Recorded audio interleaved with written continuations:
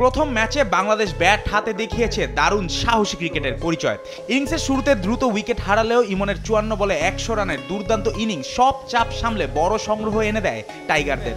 এই ইনিংসে ইমন গড়েছেন বাংলাদেশের হয়ে দ্রুততম টি-20 সেঞ্চুরি রেকর্ড, আর এক ইনিংসে সর্বোচ্চ ৯টি ছক্কার রেকর্ডও এখন তার দখলে। তামিম ইকবালের পর বাংলাদেশের ইতিহাসে দ্বিতীয় টি-20 সেঞ্চুরিয়ান হিসাবে জায়গা করে নিয়েছেন এই বাঁহাতি তরুণ।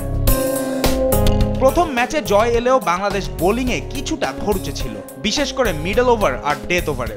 তবে অভিজ্ঞ মুস্তাফিজুর রহমান নিজের জাত চেনান শেষ ওভারে নিখুঁত ইয়র্কার আর ধীরগতির বলের মিশেলে। হাসান মাহমুদ, তানজিম হাসান সাকিবও বল হাতে রেখেছেন গুরুত্বপূর্ণ ভূমিকা।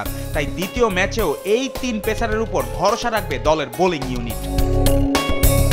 অন্যদিকে হারের হতাশা পেছনে ফেলে ঘুরে দাঁড়াতে মরিয়া আরব আমিরাত। প্রথম ম্যাচে অধিনায়ক মোহাম্মদ ওয়াসিমের ৫৪ রানের ঝড়ো ইনিংস এবং আসিফ খানের ২১ বলে ৪২ রানের ঝলকানিতে প্রায় ব্যাকফুটে চলে গিয়েছিল বাংলাদেশ। শেষ দিকে হাল ধরে রেখেছিল আসিফ, কিন্তু এক প্রান্তে উইকেট পতন আর মুস্তাফিজদের অভিজ্ঞ বোলিংয়ে শেষ রক্ষা আর হয়নি ওয়াসিমদের। তবে সোমবারের ম্যাচে এই ভুল থেকেই শিক্ষা নিয়ে মাঠে নামবে আমিরাত। আমিরাতের হয়ে নজর কাড়েন পেসার মোহাম্মদ জাওয়াদুল্লাহ। বাংলাদেশের ইনিংসে বল হাতে নিয়েছেন ৪টি মূল্যবান উইকেট, তাই দ্বিতীয় ম্যাচেও তার দিকেই তাকিয়ে স্বাগতিকরা।